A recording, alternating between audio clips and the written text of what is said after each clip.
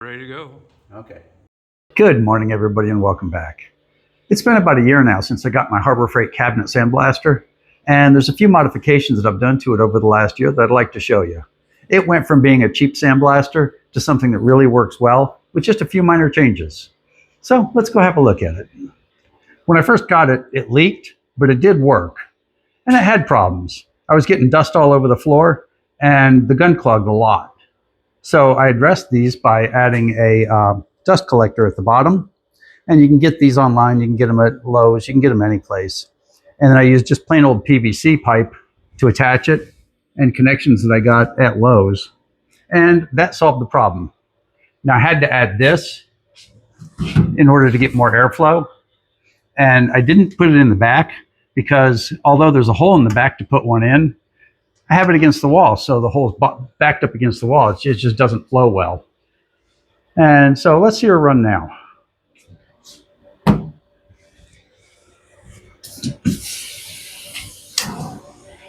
Let's light her up. I've got a pair of pliers in here. Now the first thing I'm going to do is this, and this is a trick that you'll learn along the way.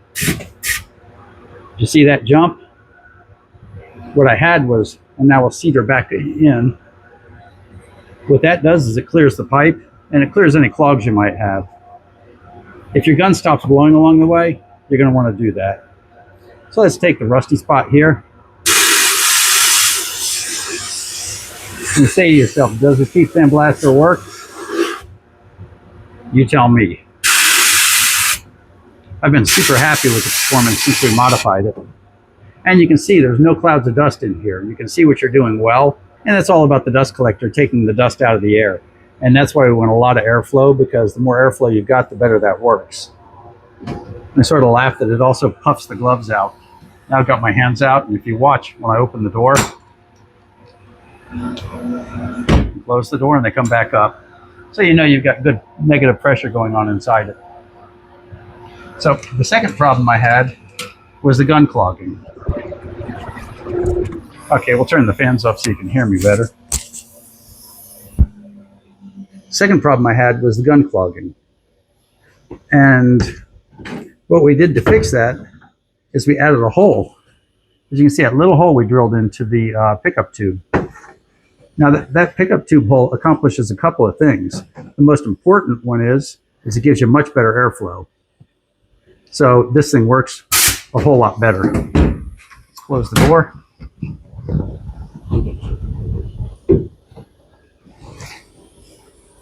You get twice as much out this end with that little hole there. And that's part of the reason it works well. Well, let me turn the fan back on.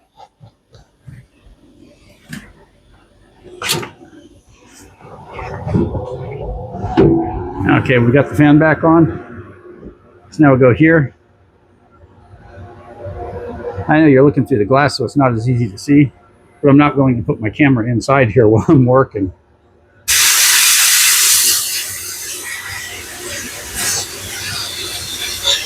And it really is all about results. And that's results. This thing works like a charm now. And when it does clog up, you'll be going and you'll see you're not getting as much out of it.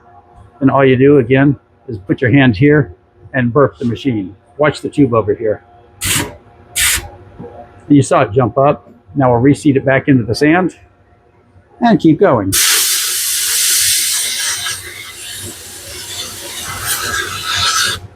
Can't beat those results with a stick.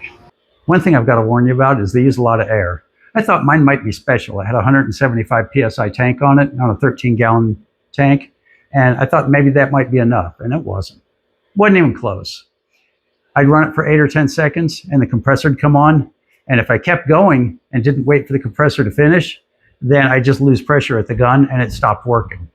So I'd run for 10 seconds, I'd let the compressor run for 2 minutes, and then I'd run for 10 seconds. It just doesn't work. I mean, it'll become the most frustrating tool you own. Now, I found this DeWalt compressor on sale, and it's got a 375 or a 4-horse motor and a 60-gallon tank, which gives you lots of reserve, and that works like a charm. I can run the sandblaster, and when the compressor comes on, the motor's big enough to catch up with me and to fill up the tank and shut off again. And that's really what you want when you're using it. So if you add a dust collector and drill that little hole in the pipe and get yourself a big tank, your sandblaster will work like a charm, and you'll absolutely love it. You'll use it every day. If you don't do all three of those steps, it's going to be a frustrating toy. So, all you new people out there, if you made it this far, you might as well subscribe. It's free, and it's what we work for. So thanks for watching, and I'll see you next time.